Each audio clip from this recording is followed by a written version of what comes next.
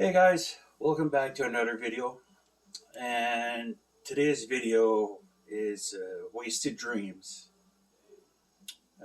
When I say wasted dreams, it's mean living with anxiety.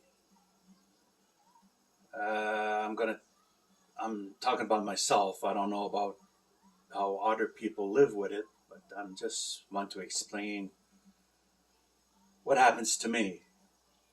And your brain plays tricks on you. It makes you believe and feel all sorts of weird things. Uh, I can't say it's been easy. It's been pretty hard. Uh, I try not to let it overwhelm me.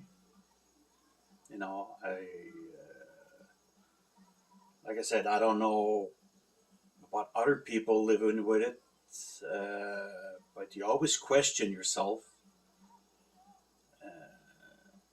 when you decide. For me, when I decide to do something, I have to analyze it like crazy, like from A to Z, like the pros and cons and what happens, and sometimes it takes a long time, and sometimes the anxiety wins and sometimes I win. But when the anxiety gets over you, it says stuff. It makes you believe stuff. Like for me, it's like you're not good enough. What if you fail? Why are you doing it? And sometimes you start believing it and you give up. That little voice wins, and you don't want it to win, but sometimes it's so strong that it's just tiresome. You know, like even now, it still happens. My little voice in the head, it's the same one from a long time ago. You know, what if you fail? You're not smart enough. You know,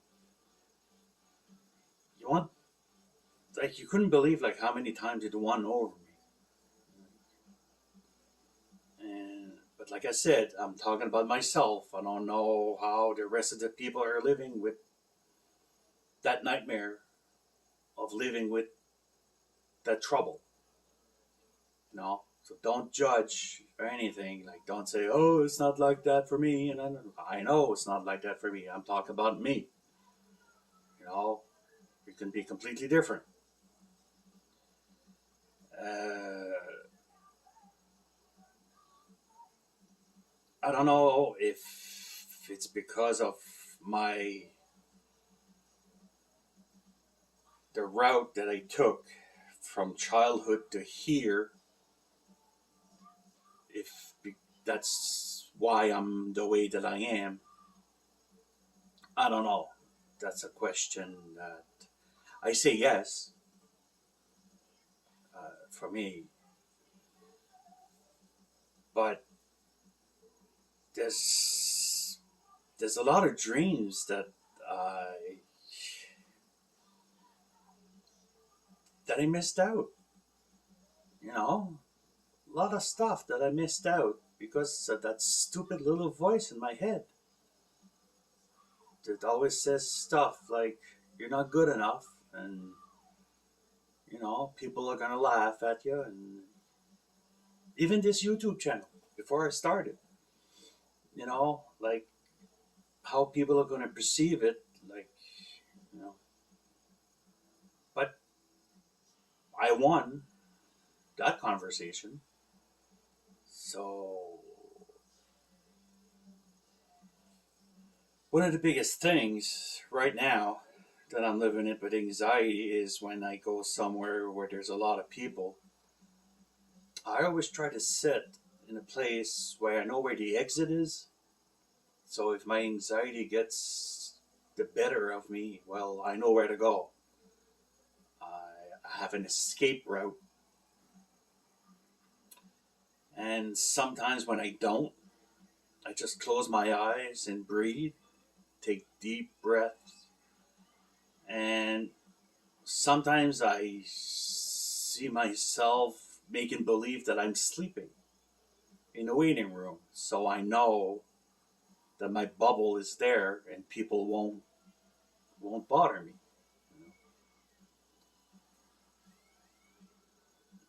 Coming back to when I was younger, one of the biggest dreams that I missed out is going to university. That was my biggest dream, to go to university. You know, it's, but again, that little voice in my head says, like, you're not good enough, you won't succeed. You know, you're wasting your time, you're this and that. And so I decided just to go to work instead. Because I remember the last exam that I did before graduation. I did the exam in the morning, and the afternoon I was gone out west. You know, I learned that I graduated by phone. I called the school. You know, the other biggest thing that I missed, it's not the graduation ceremony. I didn't give a fuck about that. It's the prom. I didn't go to my prom. And the reason why I didn't go to my prom is I was too afraid to ask the person I wanted to ask to go. The shyness plus the anxiety and all that in my head, like I knew she was going to refuse, you know, so I didn't even try it. Uh, but going back to the university thing, it's something that weighed heavy on me. All the years that I worked and all that, it really just, it bothered me. It bothered me that I didn't pursue a higher education because of anxiety. So one day I decided I'm gonna go. So I remember the first time, it was in 1998, and days before, my anxiety was working overtime, like you wouldn't believe, you know. And the day of my first day, now the college that I decided to go wasn't even in my province. Like it was far. So I had no escape route, you know. Yeah. But I persevered and I graduated, and I can't say that some days I wanted to leave, you know, because the anxiety was too much. But after a while, I made some friends, good friends that I still have today since 1998. They're still awesome friends. And what's even worse, after passing through that phase, I went two more times to college. You know, I persevered. I wanted to study stuff that I wanted to. And I'm still here. I'm still here. But if you start believing in that little voice that you have in your head, it can control a lot of stuff in your life. You know, it's surprising if you let it tell you what to do and you just let it happen. It's pretty, you know, pretty pretty convincing. I still remember in my 20s, the anxiety was worse back then. I remembered that I couldn't even go inside a McDonald's to eat. When I did, I couldn't breathe. I was freaking out. In my head, it was saying like, "Oh, everybody's talking about you. Everybody's looking at you," and you know, it wasn't true. But that little voice in my head, that's what it was saying. And a lot changed when I met my wife. She's really like my anchor. Like I know, like if I really get overwhelmed and she's there, she can calm me down. You know. Uh, so I really appreciate that from her. You know, she knows. She knows that sometimes it gets the better of me. But, you know, living with this sort of anxiety, you missed a lot of stuff in your life during growing up and all that. And it controlled a lot of my decisions.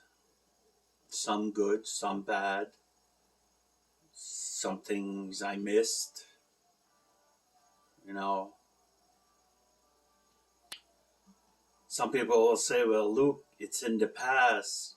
Yeah, it is. But you always tell yourself, what if? You know,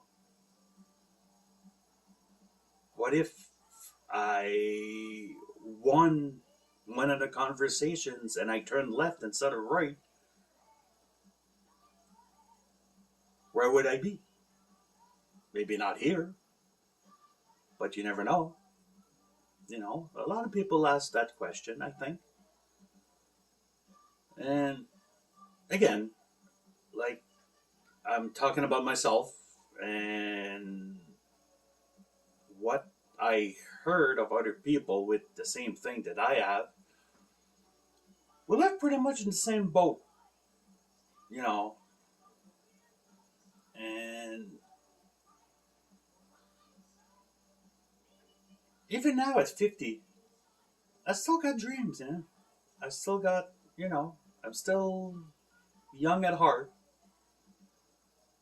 And maybe one day I decide to follow one dream and or something. And that little voice will say, go ahead, Luke, go for it, you know. But, you know, I just want to tell people like what it is, you know. Some people don't understand it. Some people think like it's, you know, you can have a normal life with anxiety. It's just you got to make some different decisions, and you know. So, in a nutshell, that's what it is. So, I would like to thank you guys a lot for listening. Don't forget to subscribe, please. Put a like on it. Leave a comment if you want to. Just be nice. You know, uh, I try to be positive and help people and all that. If you have a story, let me know. Just let me know.